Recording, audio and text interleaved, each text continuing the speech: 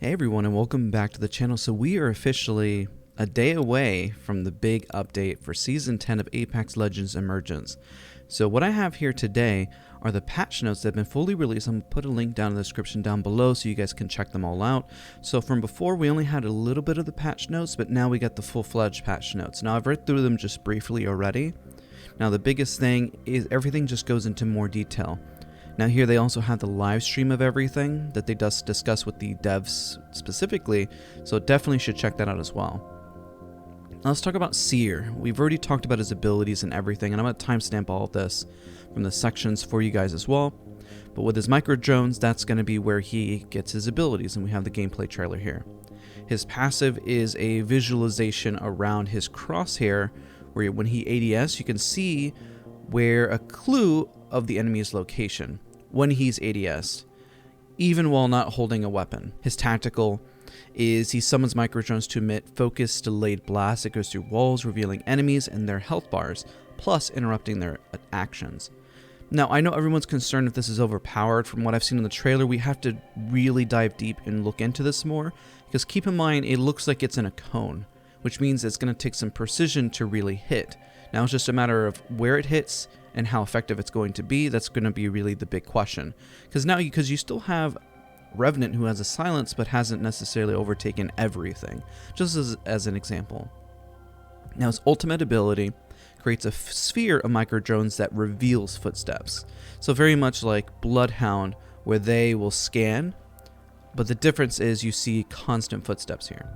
Now of course his passive, which most recons all have, is the ability of scanning the survey beacons to reveal the next circle's location. Now, just to add some clarity, just to make sure I'm hitting on it, Seer is able to ADS even while not holding a weapon. That's something unique. I haven't really seen that with a lot of Legends before, so that's definitely going to be new. We've covered the map update in a prior video. I'm going to have a link down in the description down below where we cover all that, but some of the main POIs that have been very much hit are around the big lava fissure that is across the map.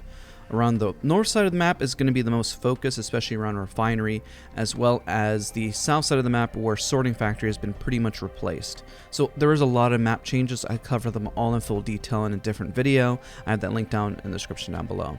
The Rampage is the newest LMG. So the Rampage excels at mid-range combat and struggles up close because of slow rate of fire, but you can help that out by adding a thermite to increase its rate of fire. This rate of fire increases kind of overclocks the chamber, so that kind of goes pretty well, and I think this is going to be one of Rampart's stronger weapons specifically, because the damage looks really strong. And Staycation had a video on this, and don't worry, we're going to do a full guide on the weapon once it comes out, and I really want to break it down as well. I'm going to have a Seer guide, an LMG guide, probably around 48 hours after the launch. Now, Ranked Arenas is coming out, and I'm going to be doing a lot of this. As you guys know, I just hit Masters. I apologize for the last few days for not streaming or posting as much. I've been prepping for Season 10 here because I want to prep for Ranked Arenas specifically.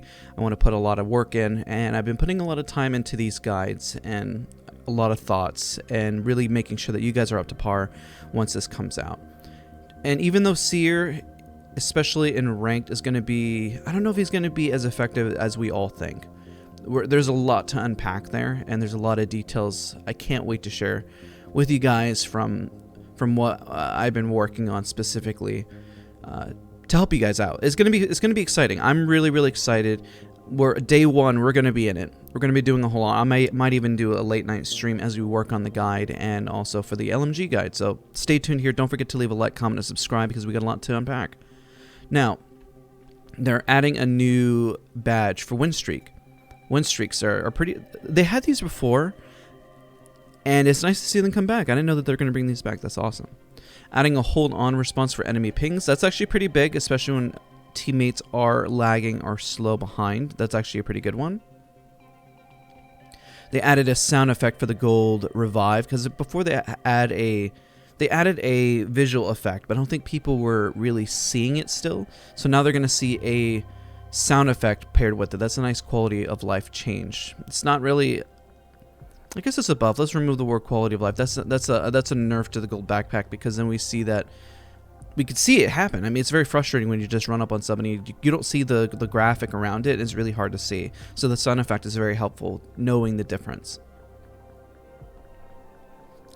Updated the heirloom store to give better view of all the items related to that item, so that's pretty cool. So that lets you know the full set that you're going to get.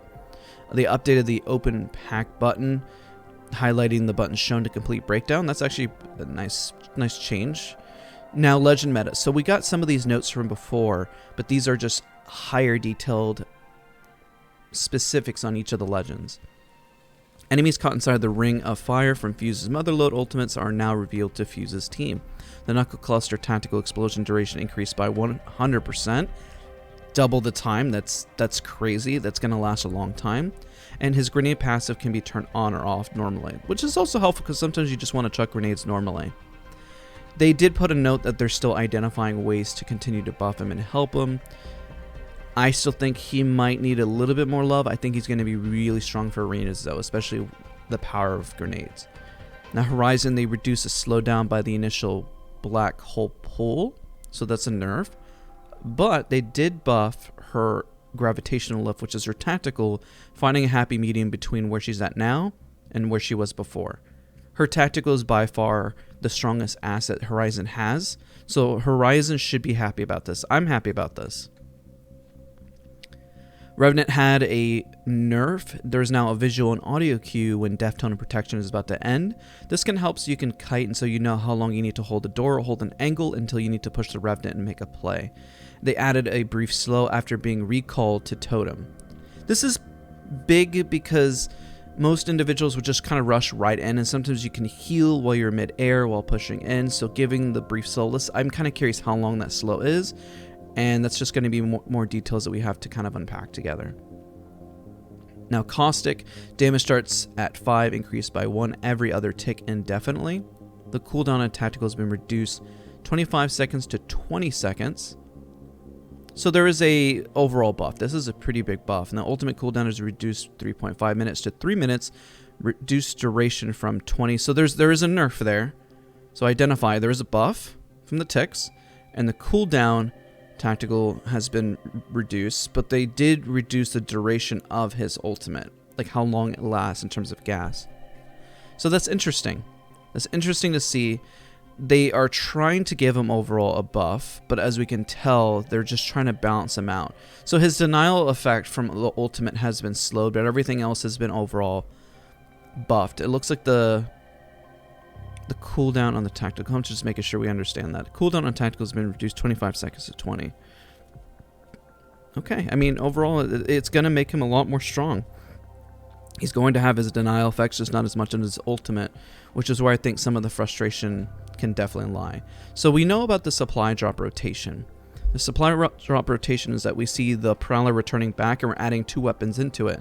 They're adding the Spitfire and the Alternator. Now the interesting thing here is that the Alternator, and I think it's covered down below, is returning back with Disruptor rounds. And I think it covers it a bit later. And I believe the Spitfire is going to be a bit stronger. I don't know yet. We'll cover that in just a moment. Hop Up's boosted reloader. We're going to do a guide on this. Reloading near empty, but not at 0. You have to be probably around 1, 2, or 3 bullets. Increases reload speed and overloads the next magazine with extra rounds. That's pretty strong. This Hop Up is only equipable for the Hemlock and the Wingman. That's actually going to bring a lot of stopping power to the Wingman. To make room, the Anvil Receiver and Quick Draw Holster are being bolted for now.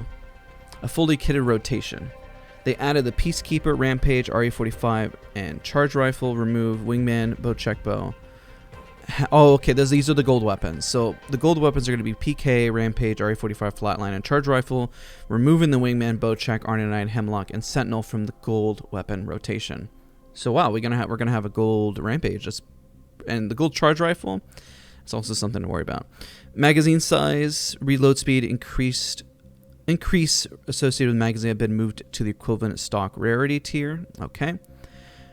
Stock attachments. All stocks now offer increased reload speed instead of magazines. Okay. Marksman stocks. That's an interesting change for everyone, especially for attachments. All stocks now offer increased reload speed instead of magazines. That's definitely a change. I guess it makes sense because I feel like stocks didn't have. I mean, they had the relevance, but this definitely puts more emphasis on having a stock as well. Marksman weapons 3030 G7 triple take now have sniper stocks instead of tactical stocks. Okay. Sniper stocks and marksman weapons now offer increased stability, sway reduction. That's a buff to the 30-30, G7, and triple take. By the way, that is definitely a buff to them, because of the increased stability and sway duration with slightly reduced handling bonus. Okay. I like that change. I see that more overall as a buff, because they're easier to handle.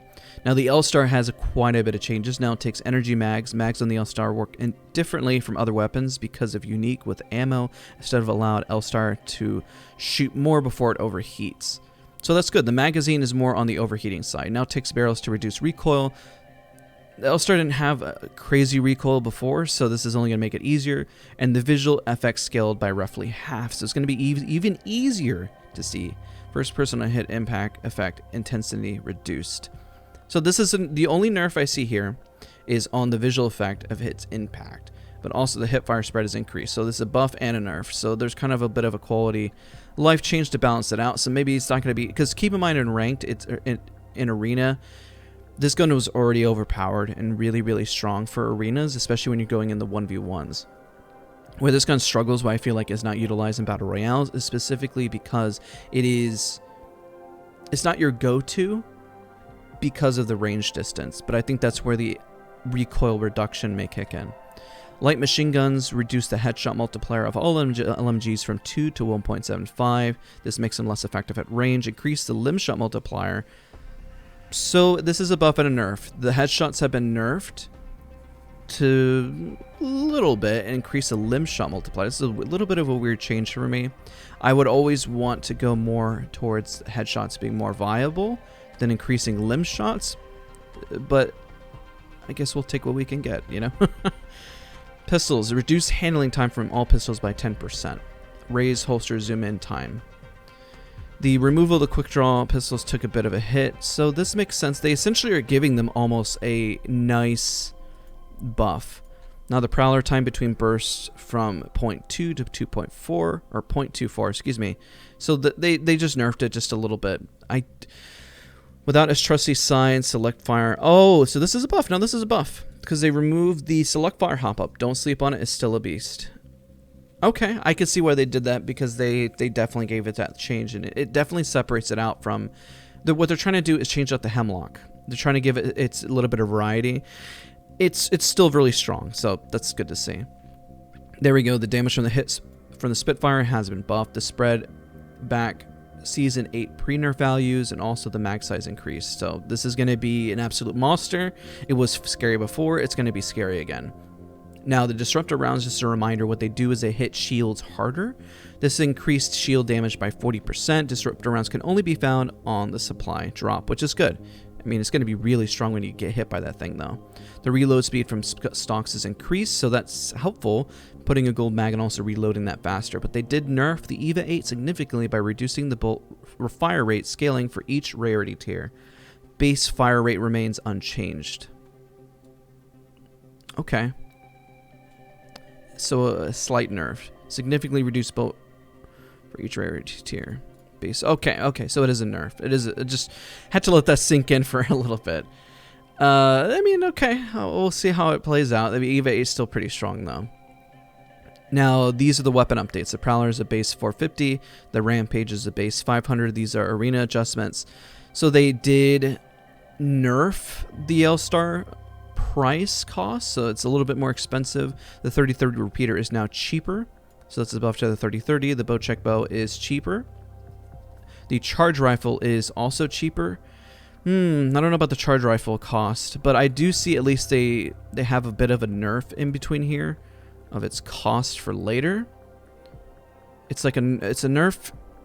It's a nerf here, but then the last one, I guess, when you get the biggest sight is where it takes its impact. Now the base EVA 8 more expensive. The Mastiff is cheaper.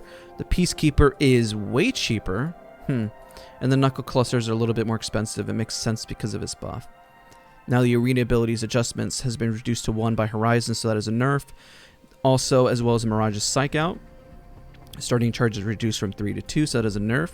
Bloodhound, their scans, free scans while on Beast of the Hunt reduced from 3 to 2. So Bloodhound, they have received a nerf.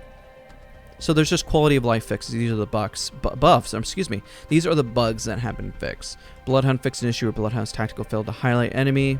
Okay. Trident. Drop audio. It's fine. Gibraltar. I'm just trying to skim through this. This is all going to be in the notes down below. It's trying to see if there's... So they had a skin fix with Gentle Giant. Fixed some instances where the dome would disappear on placement. I have seen that actually happen. So that's a good change that they fixed that. Fixed a player from using Lifeline's care package in training mode. That was a bug when I was recording my beginner guide, so that's a good change for new players. Grapple no longer stays connected when he's killed while under desk protection.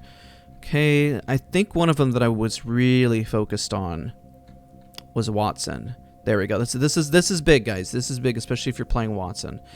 Remove the beam of light that shoots into the sky every time Watson places down her fence.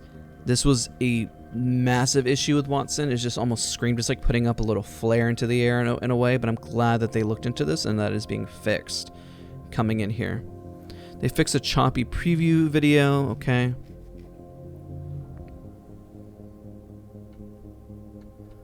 Alright, the next fix is here. Loba, lots of fixes across all maps to address issues of exploits, hiding spots, inconsistencies with using Loba's tacticals. That's good.